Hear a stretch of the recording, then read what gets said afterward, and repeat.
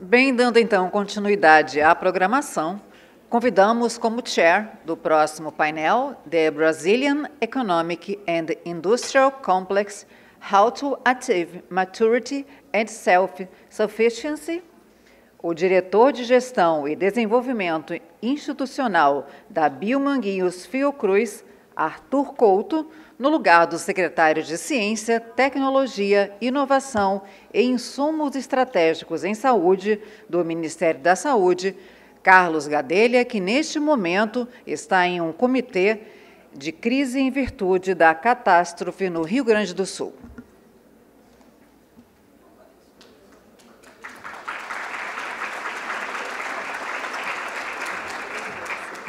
Chama a doutora Kira, que vai ser o chefe, ele para ser parte dos debatedores, tá bom? É o Akira que vai estar no lugar dele. Eu acabei de receber essa mudança.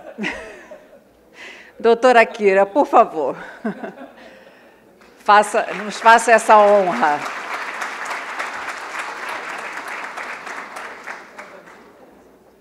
Acabei de receber, doutora Kira, não briga comigo, não. Ele é bonzinho. E como debatedores, vê se eu estou certa agora, tá? Agora vamos comigo.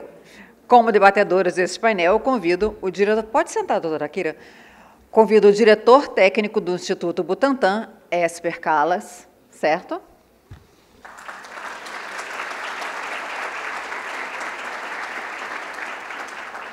Ele é médico, fez residência em infectologia no Hospital do Servidor Público Municipal de São Paulo, é doutor pela Unifesp, com cotutela na Universidade de Rochester, nos Estados Unidos, pesquisando assim a produção de antígeno específica de citocinas pelos linfócitos T após infecção e vacinação. Possui mestrado na Universidade Federal de São Paulo, Unifesp. Sua dissertação analisou os fatores de risco para a infecção por HIV na Casa de Detenção de São Paulo. É professor titular do Departamento de Moléstias Infecciosas e Parasitárias da Faculdade de Medicina da Universidade de São Paulo, onde é livre docente. Convido também o secretário executivo da Associação dos Laboratórios Oficiais do Brasil, Luiz Marinho.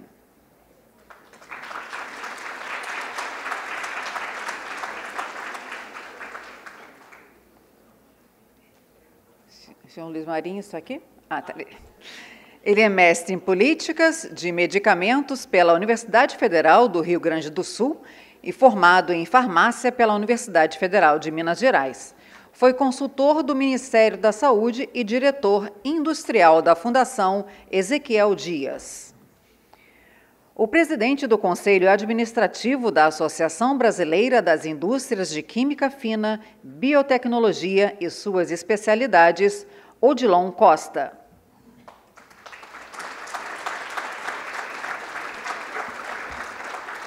Ele é formado em Administração de Empresas, foi presidente executivo de 2 sindicatos patronais da indústria de produtos farmacêuticos, o Sindusfarma, de São Paulo, e o Sinfar, do Rio de Janeiro. Recebeu a comenda da medalha Olavo Fontoura do Mérito Industrial Farmacêutico do Sindusfarma. É diretor de Relações Institucionais do Laboratório Cristália. Eu passo, então, a palavra ao doutor Akira. Falta aqui? Está na mesa. Vocês estão me confundindo. O Arthur foi o que eu chamei antes.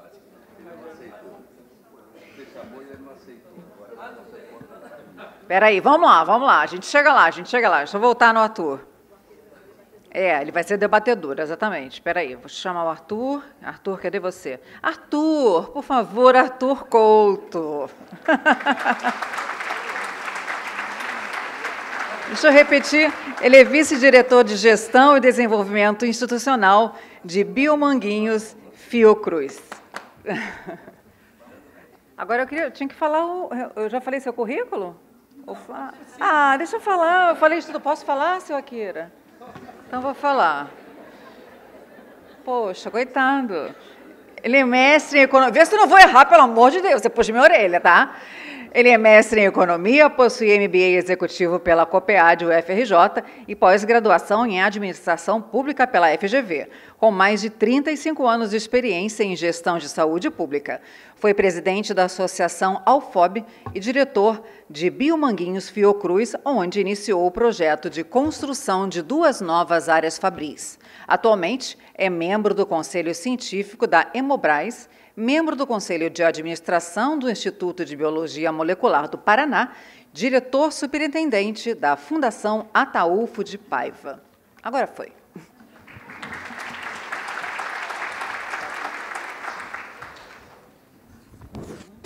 Vai usar? Não vou. Boa tarde, gente. Boa tarde. Eu não sei se eu digo com prazer, porque realmente Dr. Carlos Gadelha, nosso secretário de Ciência e Tecnologia, ele tinha se comprometido a estar presente. Né? Mas este desastre climático no Rio Grande do Sul, o Ministério da Saúde todo está mobilizado para atender essa...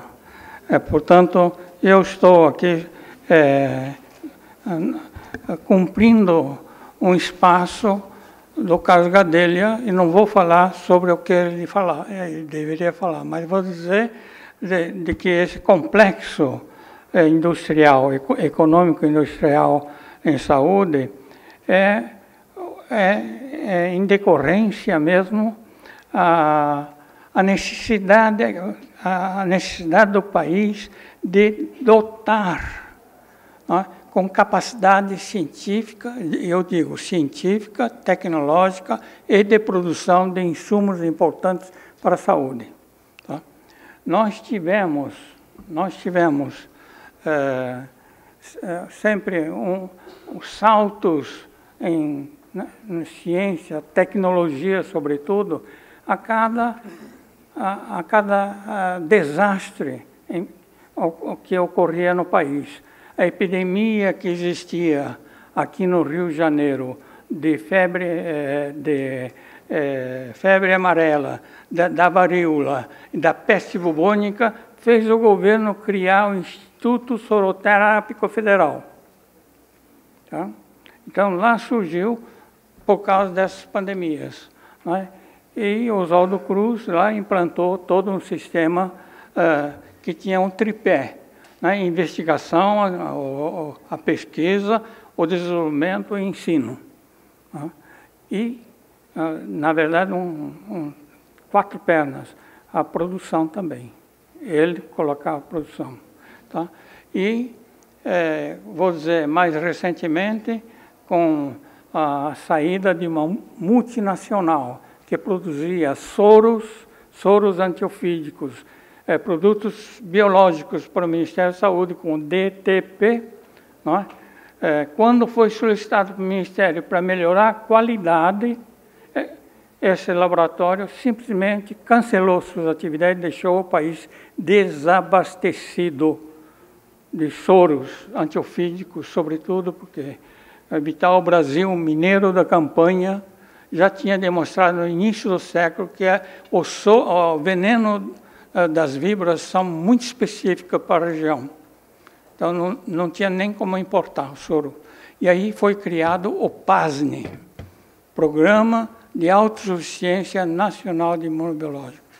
O PASNE apoiou os laboratórios, inicialmente o laboratório que produziam soros, depois em vacinas, e deu, durante 10 anos, um apoio de 100 milhões de dólares durante 10 anos e que possibilitou modernizar o laboratório Butantan, de Biomanguinhos, que fomos 2 únicos laboratórios que conseguiram sair da obsolescência que tínhamos. Né? Então, outros, queria dizer que na época tinha dezenas de laboratórios produzindo soros, dezenas de laboratórios produzindo vacina da raiva, influenza lida, tá certo? Mas sem qualidade. E aí, com o Ministério da Saúde, na época, 1980, coisa assim, apertou o controle de qualidade e veio, então, o Instituto Nacional de Controle de Qualidade em Saúde, INCQS. O Brasil passou a adotar, no seu Programa Nacional de Imunização, um duplo sistema de qualidade na vacina. Só, além da qualidade, o controle de qualidade de produção, ele também fazia o controle de qualidade, o duplo sistema, lote a lote, para verificar a qualidade da vacina que o Programa Nacional de Imunização utilizou. Então, a cada epidemia, a epidemia da meningite, na época, na década de 70, início da década de 70, não é? Trouxe a reorganização da Fundação Oswaldo Cruz. Então, o Ministério da Saúde, o Ministério da Saúde, o governo, na verdade, o governo federal, considerou no seu programa de governo a recuperação da Fundação Oswaldo Cruz como uma meta de trabalho, tá? Uma busca, uma modernização necessária. E aí nós começamos, quando veio a vacina meningite meningocócica da Sanofi, na época Instituto Merrier, veio junto à tecnologia da produção da meningite localmente. Desde então, nós produzimos a vacina meningite meningocócica. Tá certo? Então, a cada epidemia, a gente tem melhorias, que o governo sente melhorias. A pandemia trouxe outra, não vou dizer melhoria, mas uma evidência, mostrou uma evidência muito clara da dependência nacional, de tudo. Quando eu falo de tudo, é o seguinte: nós, para produzir uma vacina aqui no país, importamos 90% dos insumos utilizados na produção. É uma dependência absolutamente enorme de importação. Nós dependemos da importação de equipamentos de laboratório, porque não temos fabricação aqui no país, equipamentos que podem ser certificados e aprovados em boas práticas de fabricação. Tá certo? Então, essa dependência enorme ficou escancarado, não só para insumos de produção, mas para equipamento e para outros produtos necessários para a saúde.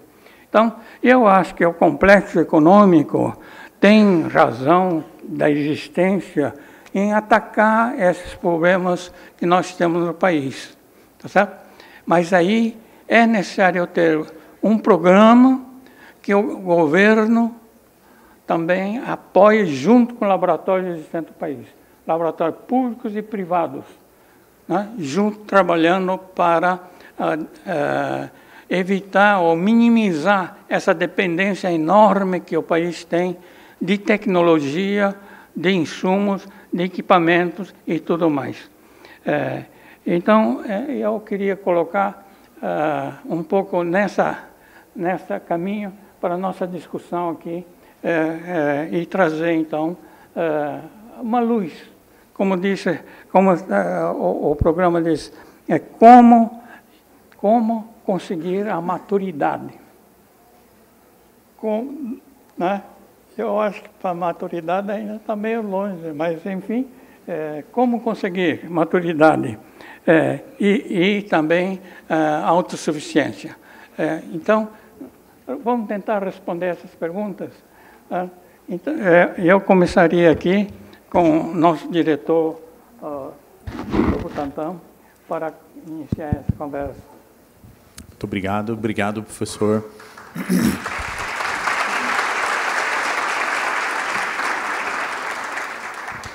Para dizer que nós estamos do lado de uma figura fundamental para o país, para o desenvolvimento do nosso complexo industrial. Uma honra estar ao seu lado. O que vocês fizeram aqui no Rio de Janeiro, que os nossos colegas do Butantan fizeram em São Paulo no desenvolvimento de vacinas, é uma coisa exemplar que a gente leva até hoje e todos nós que trabalhamos com isso usamos vocês como exemplo para os desafios que nós temos adiante. Eu acho que eu começaria, vou procurar fazer um comentário muito rápido para depois a gente abrir mais para o debate e para a discussão.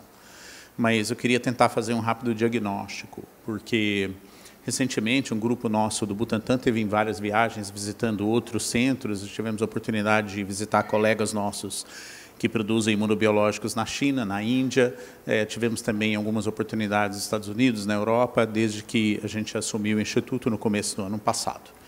O modelo brasileiro é muito diverso de que todos os outros, porque,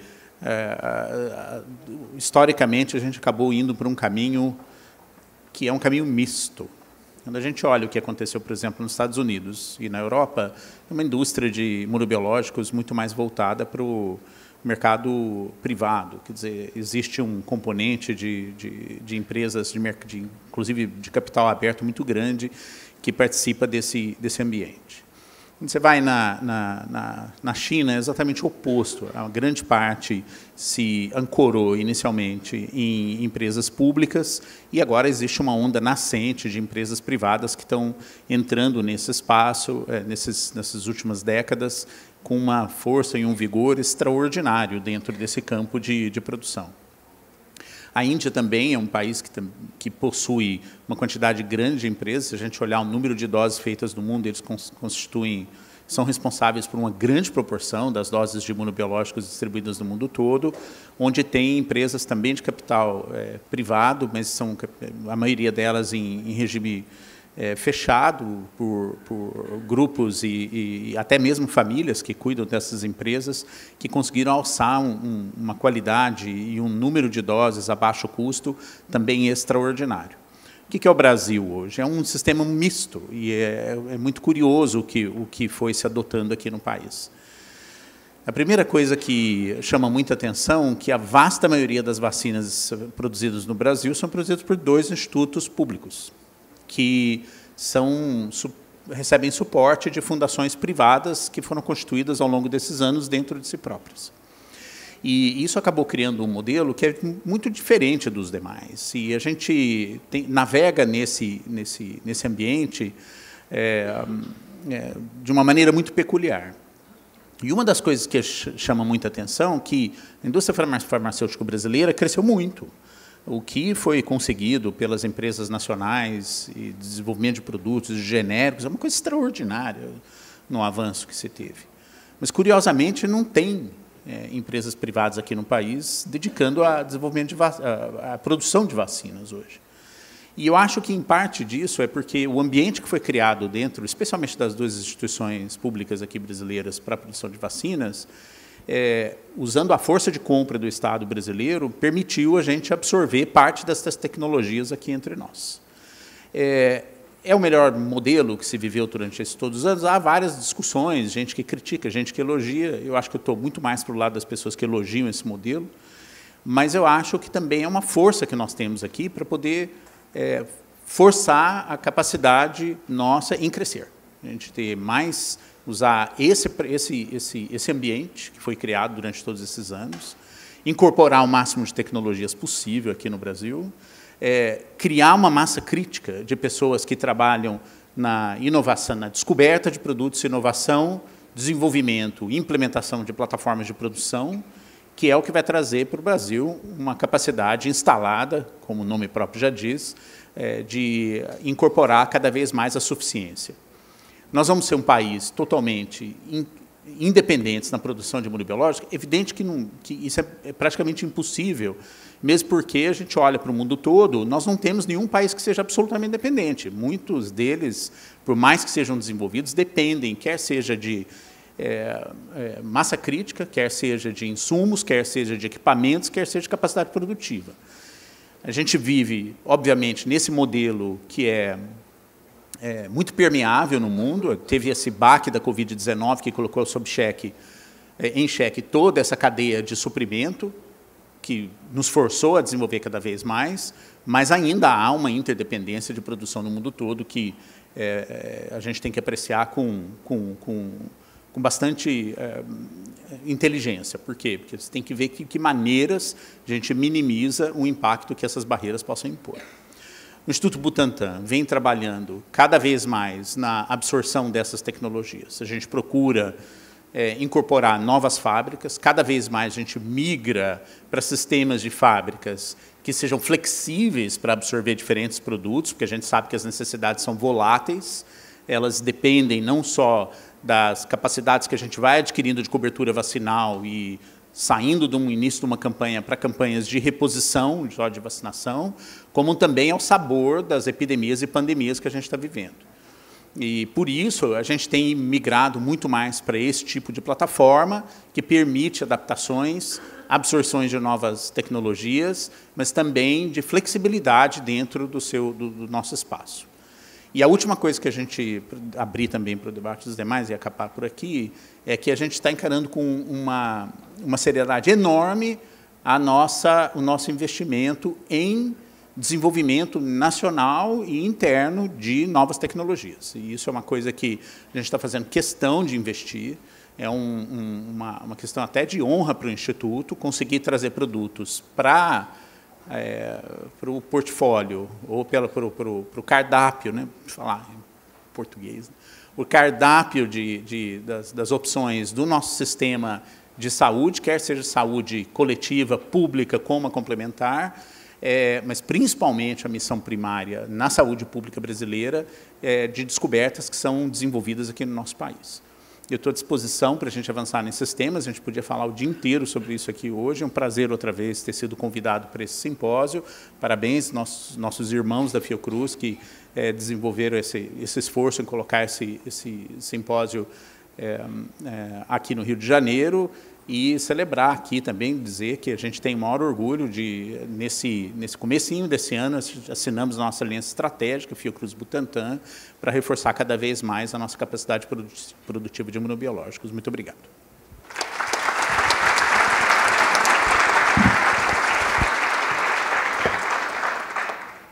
Obrigado, professor Esta.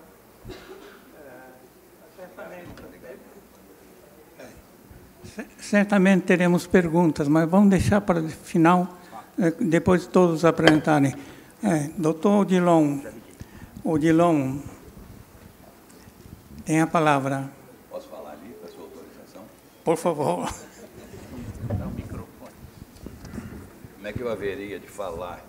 Como é que eu haveria de falar aqui com a cola? Ia ficar enrolado, né? Já fizeram isso aqui para botar a cola. Senhoras e senhores, boa tarde.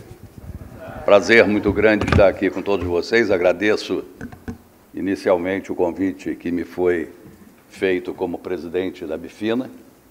Eu recebi pelos corredores algumas provocações. Já te conheço faz tempo. Mas recebi algumas provocações pelo corredor. Alguém dizia assim, fala disso. Fala daquilo. Cadê o Odinita? Por aí não. Eu não vou sair daqui se você não tocar tal tema ou tal tema. O professor me pegou ali na hora do lanche e disse, olha, tem que ser por aqui.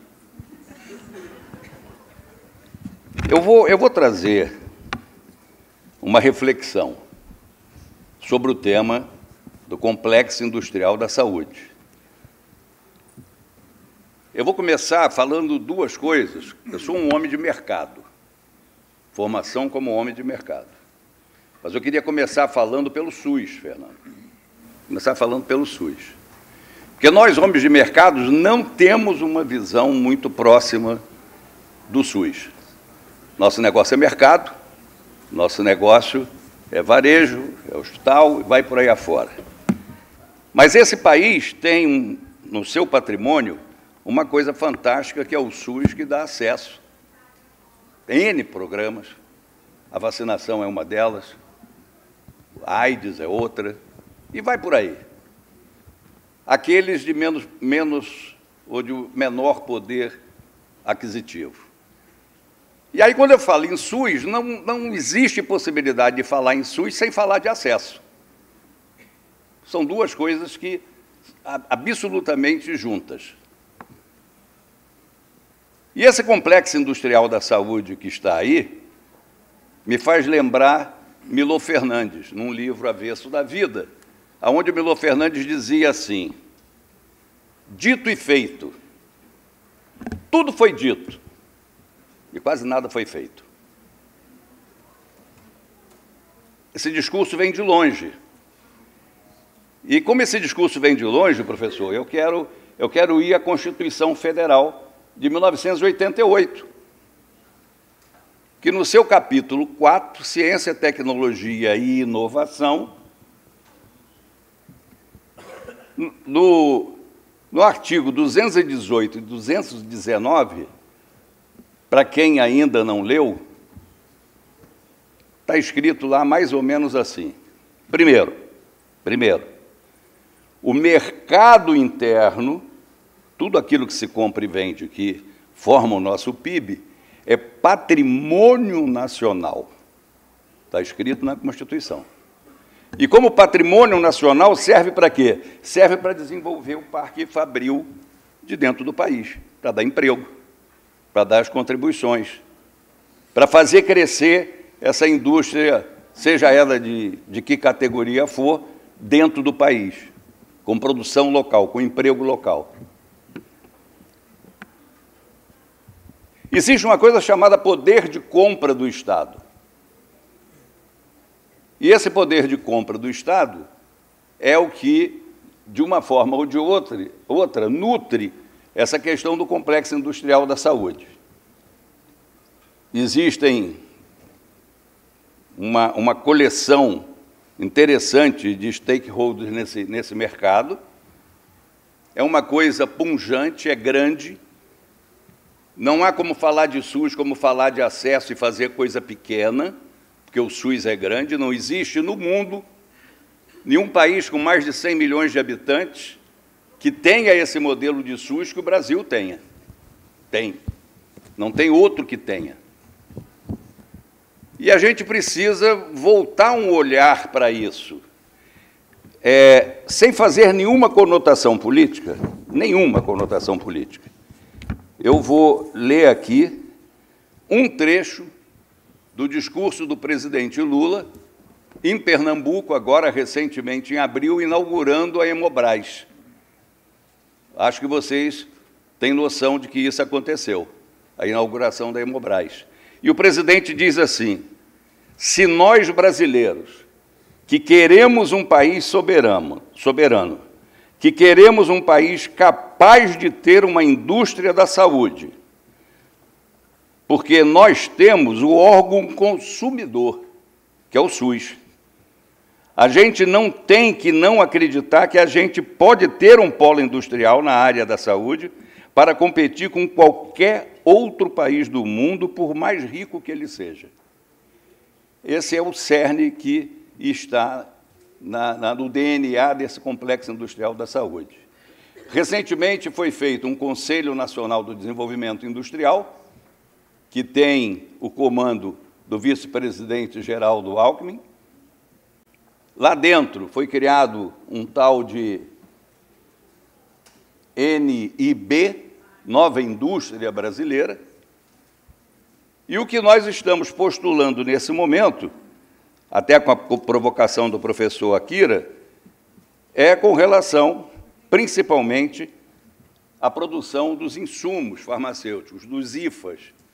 Aliás, na Covid, o Brasil descobriu o que era a IFA, que até então o Brasil não sabia o que era a IFA, né? E aí o Brasil começou a falar IFA, não sabe ainda muito o que é, mas todo mundo sabe que existe IFA, né? E nós temos uma produção pequena de IFA no país, não passa de 10% da nossa necessidade, da nossa demanda, e nós importamos 90% dos nossos insumos e 90% quase que dos produtos terminados prontos também. Uma reflexão provocada pelo Odinir.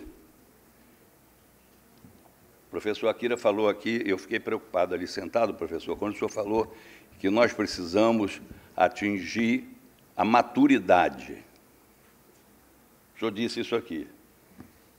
Eu, com 80 anos, eu disse, porra, para onde é que eu vou? Se eu com 80 feitos, hein? Ainda tenho que atingir a maturidade, é um negócio... Mas eu chego lá, professor.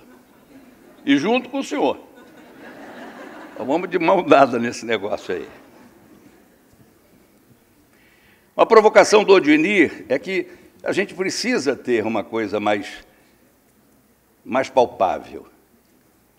O Odinir me provocava para dizer para mim o seguinte: não deixa de dizer que não serve uma política de governo. Precisamos ter uma política de Estado. Agora, olha que reflexão. Para mim ela é ótima, para vocês não sei. Mas vou colocar. Na indústria e no próprio governo, nas indústrias públicas, os empresários, os dirigentes, são os mesmos durante muito tempo. Na indústria nacional, os donos têm 40, 50 anos de empresa. Ou mais anos de empresa. Agora, engraçado, os políticos nossos são os mesmos. Também. Há séculos, porra. Mas os governantes não. Deu para entender, não? Políticos são os mesmos, mas os governantes não são. Os governantes são de plantão. E como eles são de plantão, a cada plantão que muda, muda tudo. Interrompe, acabamos de sofrer recentemente isto no Complexo Industrial da Saúde, porque se isso é do outro governo, corta, para, e aí entrou vacina, entrou tudo naquela leva. E aí a gente tem que recomeçar de novo. Dito e feito, Milor Fernandes. Tudo foi dito e nada foi feito. Nova indústria brasileira. Que nova, porra, é tudo velho, meu. Não saiu nada de novo. Novo é o título, a sigla. E aí precisamos ter. E a provocação do professor Akira é aquela de que eu, como presidente da Bifina, vou ter que me virar nos 30 para atender essa... A pressão foi feia que ele fez comigo ali fora. No sentido de dizer, Odilon, alguma coisa tem que acontecer. E ele estava falando dos IFAs, estava falando da produção local. Eu acabei de dizer que nós importamos 90% e produzimos um negócio próximo de 10%. Eu estou querendo concluir, professor, mas também tem uma provocação sua que eu vou ter que atender também. Política. Dei um toquezinho leve aqui. Engraçado, Magalhães Pinto, ex-governador de Minas, dizia o seguinte: política é igual a nuvem. Igual a nuvem. Você olha, está de um jeito. Você volta a olhar, já mudou. É rápido assim. Você assiste o último jornal à meia-noite e vai dormir pensando que você sabe tudo. 6 horas da manhã, tu assiste o primeiro do dia, não é que na madruga mudaram tudo, pô? É assim que se faz.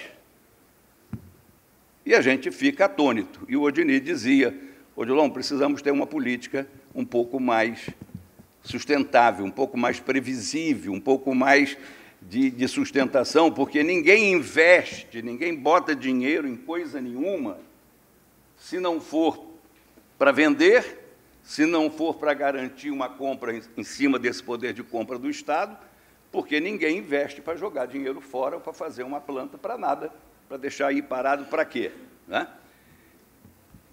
Com relação a esse complexo industrial da saúde, recentemente tivemos aí uma consulta pública, 53 e 54, acho que alguns de vocês sabem do que eu estou falando, uma consulta pública para uma nova política industrial, que eu imaginava que o professor Gadelha, se aqui estivesse, daria uma palazinha dessa política. Só que você faz uma consulta pública, você participa, você dá suas sugestões, dá suas opiniões, dá tudo, mas só vai valer na hora que for publicado no Diário Oficial a nova política que vem por aí. E nós estamos aguardando a publicação dessa política.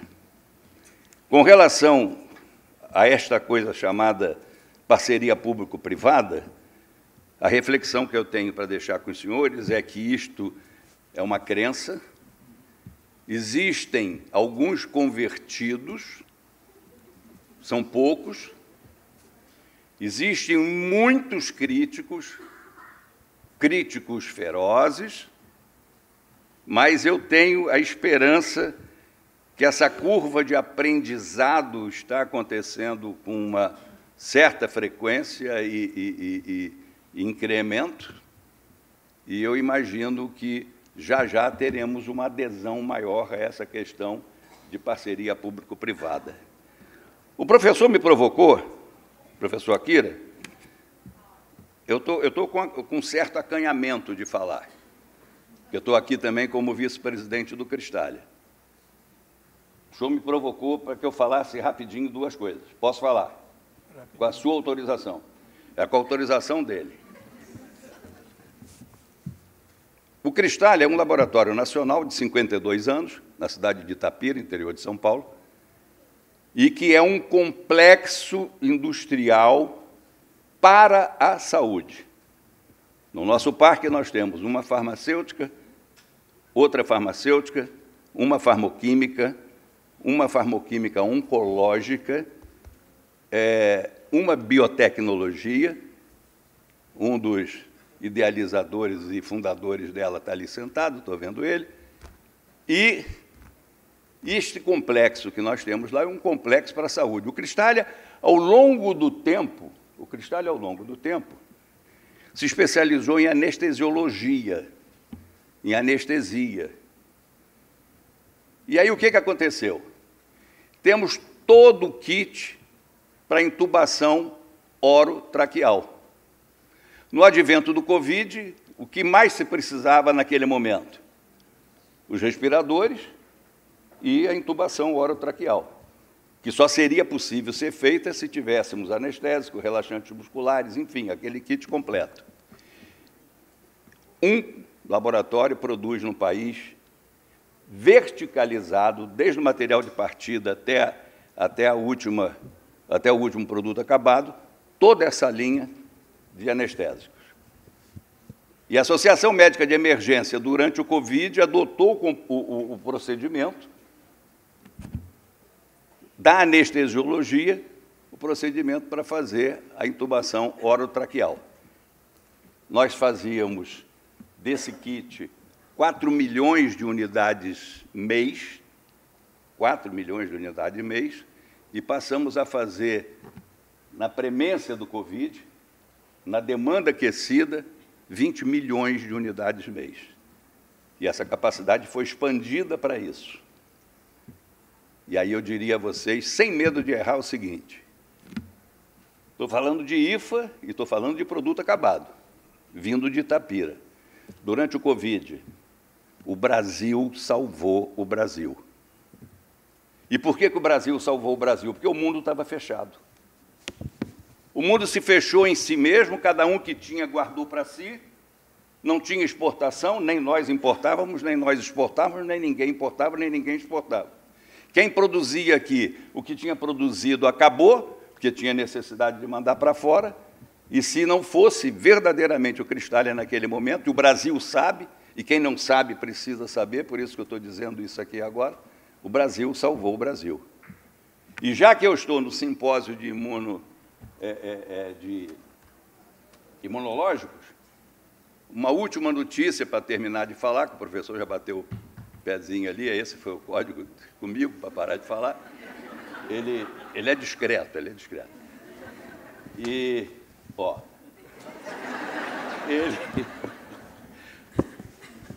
nós fizemos, na nossa biotecnologia, nós desenvolvemos um produto chamado hormônio do crescimento, somatropina.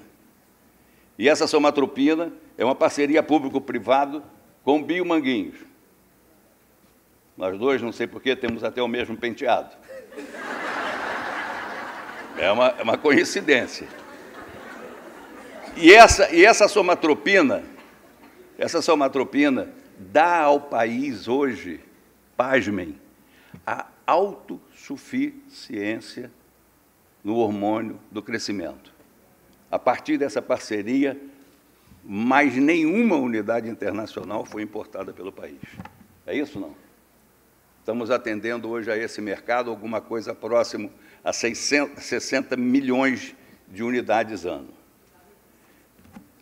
Vou fechar dizendo o seguinte, Milor Fernandes, continuamos falando, precisamos fazer mais. Da questão do IFA, o desafio está posto.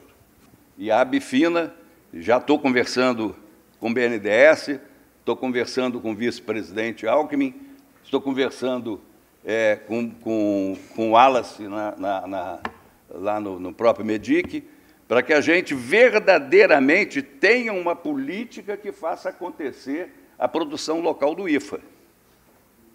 E produção do local do IFA dirigida para que a gente tenha uma autossuficiência, e isto é constitucional, como eu abri essa reflexão dizendo que está lá na Constituição, no capítulo 4, artigo 218, 219, para quem quiser ver. Eu deixo essa reflexão aqui, ela não termina, ela não conclui. Imagino que vamos piramidar em cima dessas ideias e vamos para o desafio. Professor, conto com vocês. Muito obrigado.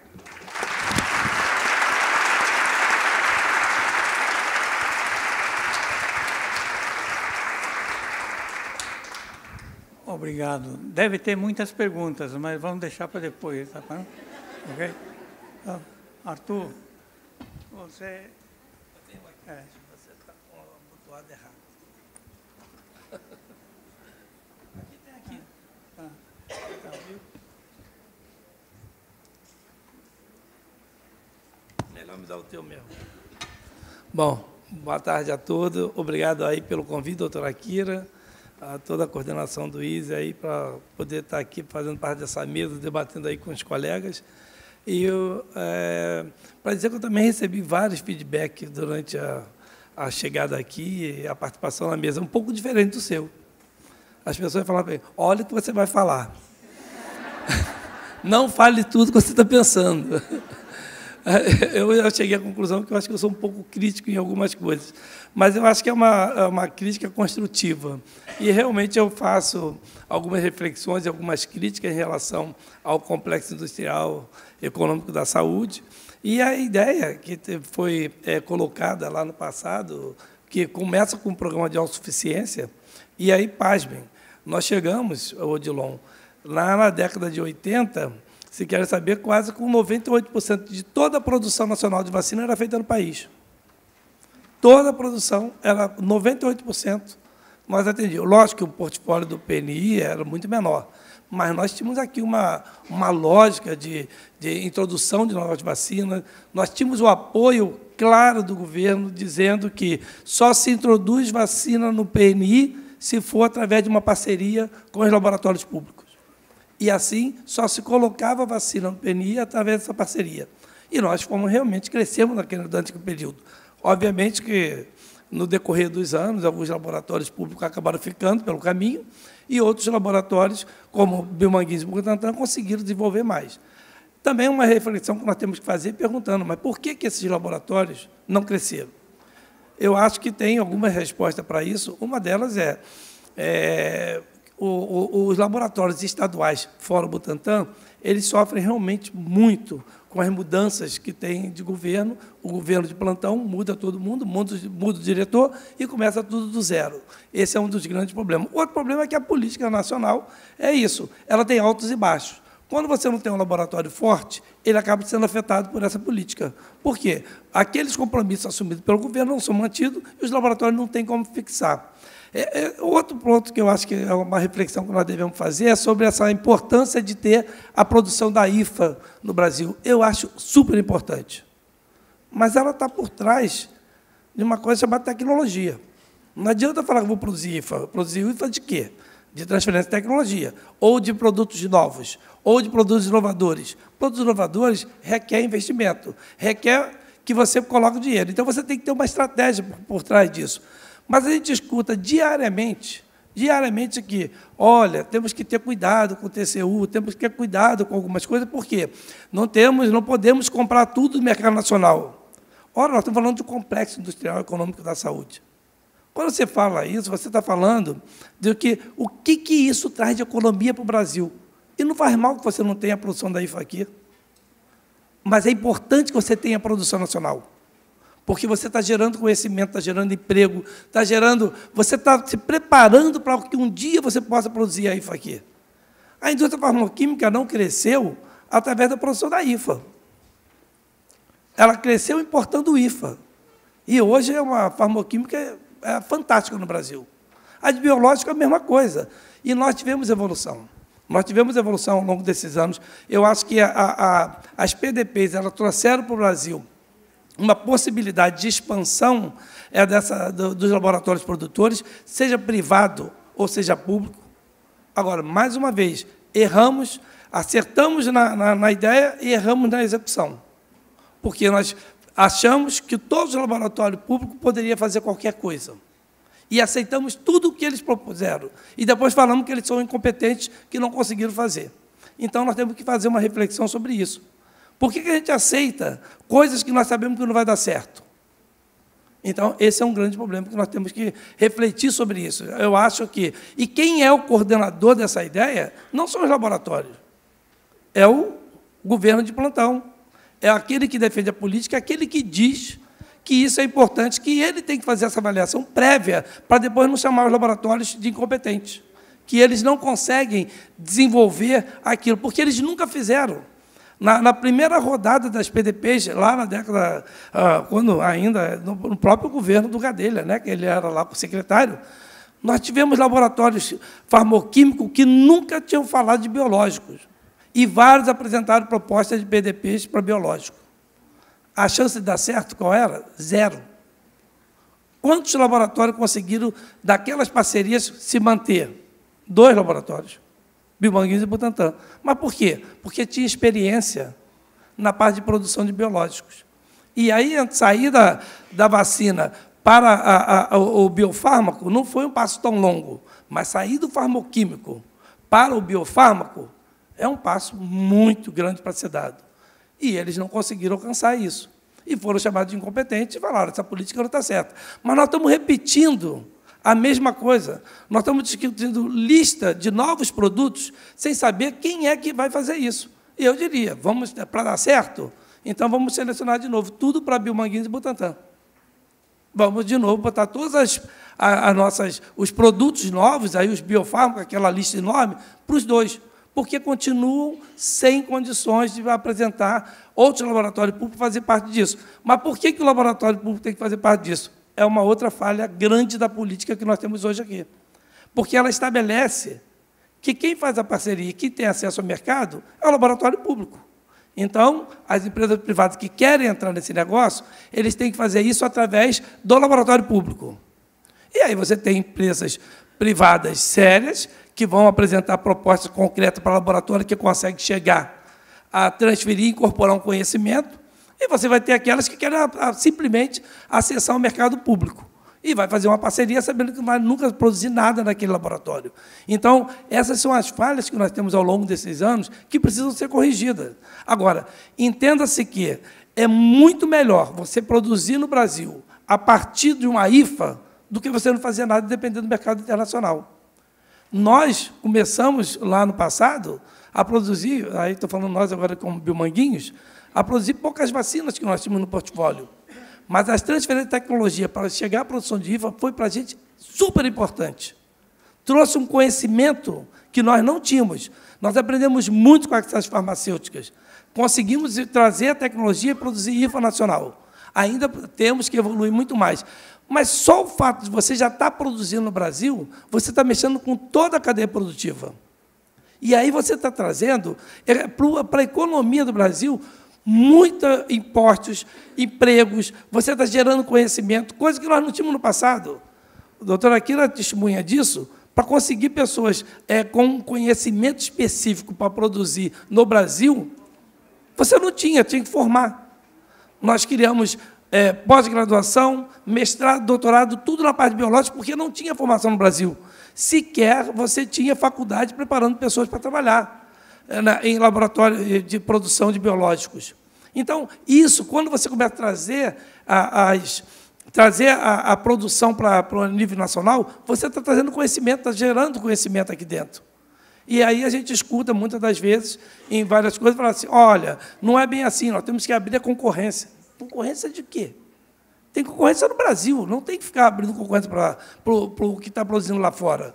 Eu não tenho que gerar conhecimento lá fora. Tem números para mim que são interessantíssimos. Se você pegar a Covid, você vai ver quanto foi mandado de recursos lá para fora e quantos ficaram aqui dentro.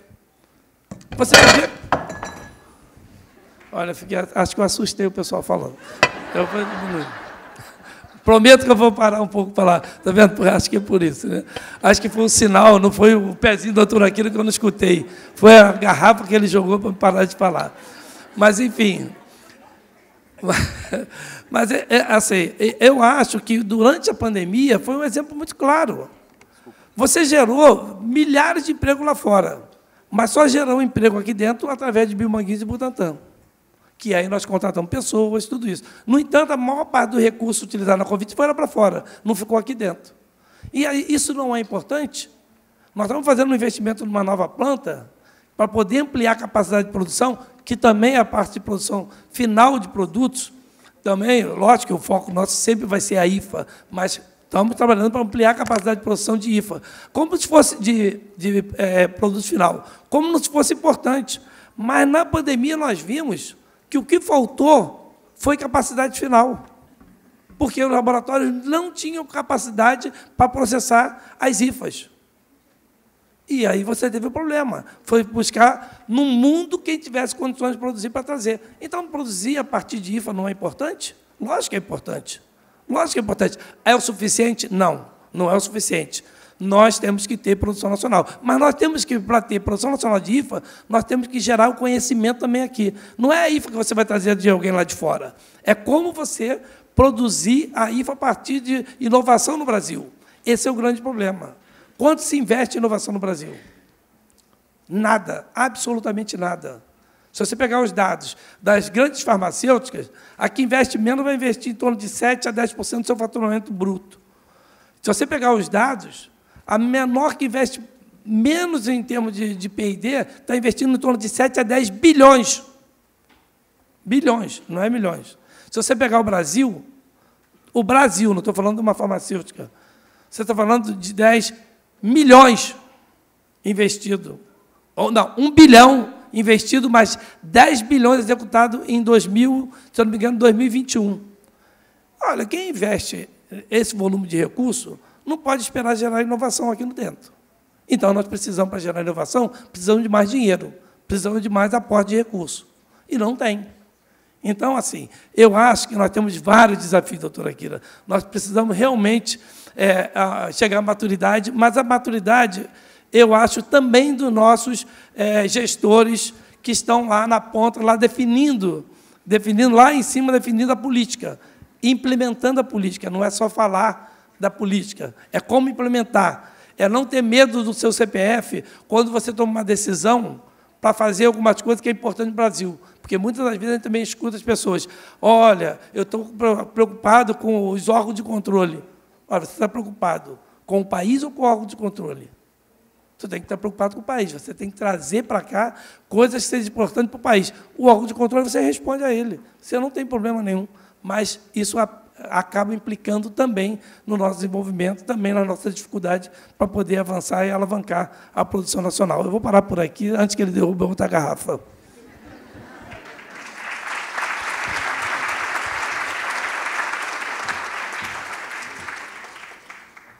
O último, mas sempre junto. Ok. O último é melhor, né, doutora Akira? Boa tarde a todos. Primeiro, parabenizar a iniciativa, né, da Oswaldo Cruz e do Biomanguinhos pelo evento, um evento que já vem se firmando aí no calendário na área da biotecnologia. Eu estou aqui representando o presidente da UFOB, que é o Jorge Mendonça, que é o presidente de Farmanguinhos, por motivos, né, assumidos por ele não pôde estar presente, mas eu estou na Secretaria Executiva da UFOB já tem uns 6 anos e também colaborador de Biomanguinhos, meu chefe está aqui do lado, inclusive. Eu acho que é importante acho que muita gente não conhece a questão da UFOB. A UFOB é a Associação dos Laboratórios Farmacêuticos Oficiais do Brasil, os laboratórios públicos, que foi citada aqui, os laboratórios públicos, em algumas falas. A UFOB tem 40 anos, nós temos 22 laboratórios associados. E só para a gente dar uma harmonização, 3 laboratórios são os das Forças Armadas, tem laboratório farmacêutico, os 2 do Ministério da Saúde, Farmanguinhos e Biomanguinhos, os laboratórios de Estado, né, estaduais, como o Arthur citou, a Fundação Ezequiel Dias em Minas, o LAFEP em Pernambuco, Butantan em São Paulo, Fundação AFURP em São Paulo, o Tecpar no Paraná, enfim, alguns outros laboratórios estaduais. Outros laboratórios públicos são ligados a universidades, como o NUPLAN, no Rio Grande do Norte, o NUTS, na Paraíba. E a gente, então, uma diversidade de laboratórios públicos e uma diversidade jurídico-administrativa. Então, nós temos entes federais, estaduais, também temos um laboratório municipal, alguns ligados ao Ministério da Defesa, que são das Forças Armadas, outro ao Ministério da Saúde. Então, você tem personalidades jurídicas diferenciadas. E, quando a gente está falando de política do Complexo Industrial da Saúde, nós estamos falando de política, né? De um rito, de estabelecer um ordenamento nacional para que você incentive a indústria nacional brasileira na autossuficiência, esse é um dos desafios, e que ela adquira uma maturidade na produção de insumos farmacêuticos e também de produtos farmacêuticos, de insumos farmacêuticos, né, de produtos farmacêuticos, sejam de origem biológica e sintética, e também produtos para a saúde. Então, nós temos associado na UFOB que trabalha com órtese e prótese, ou alguns outros produtos para a saúde. Então, essa é a gama de laboratórios públicos que nós temos no Brasil. A origem nossa, a doutora Akira já falou, se a gente pensar, é mais do que centenária, Butantan, Fiocruz, Ezequiel Dias, Vital Brasil, são laboratórios centenários no Brasil e já vem numa vanguarda brasileira de produção, iniciou lá a questão de soros e vacinas no século passado. Então, a presença do laboratório público na saúde pública brasileira já é mais do que centenária. E a responsabilidade que a gente tem com o país também é mais do que centenária. Então, nós temos essa rede que, além dela ofertar isso, ela também trabalha com pesquisa e desenvolvimento. Arthur citou aqui, né, Arthur, a questão do ensino, né, da pós-graduação. Então, alguns dos nossos laboratórios ofertam isso, é muito importante. Nós temos atividades de extensão com a população brasileira. Temos o Museu da Vida na Fiocruz, nós temos Butantan tem museu, a FUNED tem Ciência e Movimento, que também fazem trabalho com a comunidade. Mas o que a gente necessita no Brasil, e o que a gente vê ao longo de mais de um século, é que a participação dos laboratórios públicos é efetiva. Às vezes foram eles que seguraram a onda, mas a gente precisa, e a gente é um dos únicos países no mundo que tem uma rede dessa na mão, com essa característica, de produzir vacina, de produzir soro, de produzir produto sintético, de produzir reativo para diagnóstico, de produzir ensino e pesquisa. Ao todo, somos mais de 8.500 profissionais. Dentre esses 8.500 profissionais, nós temos 600 mestres e 500 doutores na rede dos laboratórios públicos. E pouca gente sabe disso, né? Mas a gente, efetivamente, tem uma participação e uma efetiva na sociedade brasileira. Então, eu gosto de ver sempre pelo lado do copo meio cheio. Porque o copo meio vazio, que é a funcionalidade que essa rede pode ter, e trabalhar enquanto uma rede, ela necessita realmente, e aí, Odilon, me permite, ela necessita realmente de uma política de Estado. E, quando a gente fala em política de Estado, nós precisamos de um arcabouço legal de ordenamento de uma legislação federal, que ela caracterize essa rede. Porque, até então, a nossa rede não é caracterizada em nenhuma legislação federal. São iniciativas de governos, seja por instrumentos de portaria ministerial, né, que tratam essa rede de laboratório público. Então, só para a gente ter uma ideia, a força de Butantan e a força de Biomanguinhos é por causa de uma política de Estado.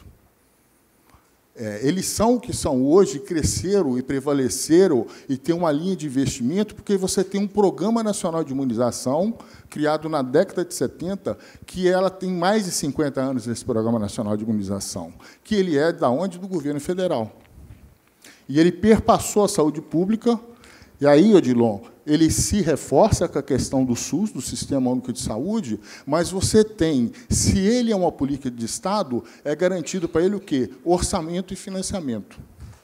Então, ele tem uma política de Estado.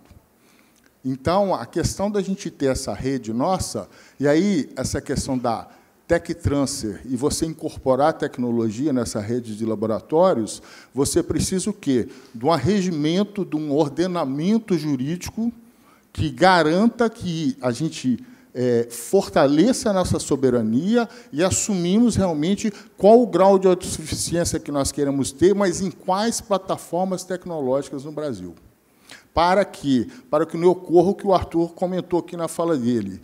Na origem dessa política, porque a política do complexo industrial ela nasce em 2008, e elas são através de portarias ministeriais, que você tem uma fragilidade jurídica. Porque portaria ministerial, que é o instrumento dessa política, se eu sou um novo governo, eu derrubo ela no dia seguinte e crio uma nova portaria ou suprimo aquilo. Então, a política não existe mais. E aí a gente fica à mercê de governos. E você não tem uma sustentabilidade de Estado, do Estado brasileiro. Então, esse governo agora, com a neoindústria, com a nova política industrial, não me importa isso, mas o que importa para a gente é que a gente traga uma garantia para essa rede pública de laboratórios para que eles continuem e tenham uma segurança no estabelecimento da parceria com o setor privado, porque os laboratórios públicos não vão ocupar o lugar do setor privado. Pelo contrário, eles têm que estabelecer nichos dentro de plataformas estabelecidas, dentro de um regramento que o governo federal brasileiro vai traçar para a sociedade. Então, o que a gente está esperando, e dentro da política do complexo industrial, com os decretos-leis que foram promulgados no ano passado, e com as portarias, que duas estão sob consulta pública, que é a Portaria de Desenvolvimento Produtivo, que é a nova portaria para regular as PDPs, que o Arthur citou aqui, que significa que a PDP é um laboratório público, junto com um parceiro privado, seja nacional ou multinacional, desenvolver produtos estratégicos que estão incorporados na lista do Sistema Único de Saúde, que, por sua vez, fazem parte da Relação Nacional de Medicamentos Essenciais, sejam vacinas, sejam biofármacos, sejam produtos sintéticos. Então, essa rede nossa hoje, de laboratório público, 100% dos soros antipeçonhentos são produzidos por ela. Mais de 50% dos antirretrovirais do programa de AIDS são produzidos por ela. Mais de 80% das vacinas do PNI são produzidos por ela. Grande parte dos reativos diagnósticos são produzidos por ela. Então, o papel que esses laboratórios desempenham na sociedade brasileira é um papel significativo. O que nós temos que fazer, o desafio do governo, é tornar isso como uma política de Estado permanente. Para isso, a gente tem que garantir, e aí está em discussão, né, Arthur, dentro da associação dos laboratórios, do conjunto dos laboratórios, a gente tem que ter um arcabouço e uma legislação federal que normatize o funcionamento dos laboratórios oficiais, para que a gente não fique à mercê dos tribunais de contas de duplo entendimento. Por que os tribunais de contas, quando vão lá encher o saco do Arthur, processar o Arthur está, enfim, cheio de processos, não só Arthur, mas dirigentes de laboratórios públicos, porque você tem uma fragilidade política dentro de portarias ministeriais que regem a política. Então, o desafio que está se colocando, e aqui também já encerrando a minha fala, o desafio que se coloca para os laboratórios públicos brasileiros é: nós temos que garantir o copo cheio, que é o que a gente tem feito. E, assim, feito com louvor. O que Biomanguinhos e Butantan representam para a sociedade brasileira na vanguarda é uma coisa excepcional, de orgulho para o Brasil. O que o LAFEP em Pernambuco, o Laboratório do Estado de Pernambuco, que internalizou as pinas lá para a esquizofrenia no campo sintético, é louvável e orgulho para nós brasileiros. Mas a gente tem uma rede ainda pública, principalmente de base sintética, que se encontra, eu diria, obsoleta. Obsoleta não, ela está improdutiva. porque grande parte dessa rede passou e passa nas questões das certificações. Então, os desafios que têm os laboratórios públicos é esse. O Arthur, uma vez, fez uma fala no evento que eu tive. O Arthur disse assim, a gente é cobrado como multinacional para a Anvisa, mas, na hora de vender, a gente tem que vender a preço de país africano para o Ministério da Saúde. Então, assim, você é exigido o tempo todo, dentro do aspecto da regulação sanitária, que é um aspecto mundial, dentro dos órgãos reguladores, Anvisa, FDA, europeu, canadense, australiano, japonês, não importa, mas o laboratório público tem que entender todas essas questões. E o fio da navalha que a gente fica nós atendemos as políticas públicas de saúde, do Sistema Único de Saúde, que é o objetivo, mas temos que atender também as regulações e regulamentações da Anvisa. Tudo isso com uma lei de licitação, que não tem o entendimento, às vezes, do papel estratégico que os laboratórios têm no cenário produtivo e de desenvolvimento e pesquisa no Brasil. Então, uma das questões e dos nossos desafios para que, dentro da política do Complexo Industrial da Saúde, a rede de laboratório oficial brasileira, pública brasileira, precisa de um arcabouço legal federal, realmente, uma legislação federal, que comporte a característica que essa rede tem. Então, ela não quer privilégio, mas ela tem que ser regulamentada da forma que ela trabalha para a sociedade brasileira. Então, só para iniciar isso aí. Obrigado.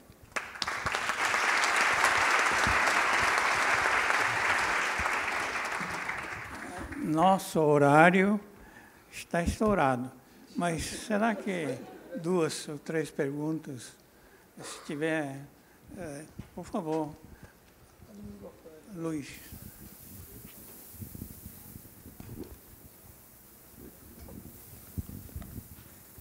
Bom, boa tarde a todos e todas. Rápido rasteiro. Tá, Zé Paulo, Instituto Oswaldo Cruz e pesquisador do CNPq. Não, parabenizar, né, o Odilon, Esper, Arthur e Luiz. Na verdade, eu acho que o Odilon pegou um ponto-chave e o Esper. A questão hoje, no Brasil, nós temos recursos humanos formados com extrema competência. Temos aí uma grande quantidade de jovens, né, com uma competência enorme. O que nos falta é uma política de Estado, de fato, né, para que a gente possa fazer. Sem uma indústria de química fina de ponta, a gente não vai conseguir avançar em absolutamente nada. Estava conversando isso com o Zuma, na hora do almoço. Então, vejam bem, o nosso público aqui, infelizmente, me incluindo, estamos errados, porque quem deveria estar sentado aqui são os ex-presidentes da República, os futuros candidatos à presidência da República, ex-governadores e futuros governadores de Estado, porque são essas pessoas que tomam as devidas decisões. Então, Akira, você começou falando do nosso patrono Oswaldo Cruz. A minha proposta, né, é que essa fala seja levada ao atual presidente da República e aos futuros candidatos presidentes da República, que façam uma política de Estado em ciência, tecnologia, inovação e produção. É isso.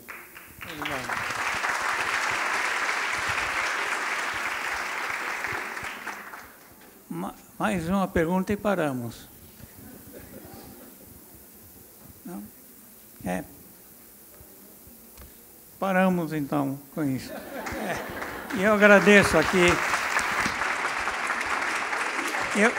Agradeço aqui aos participantes, o Odilon, o Esper, aqui o Arthur e o Luiz, com essa falas todas, que acho que deixaram mais perguntas que respostas, ok?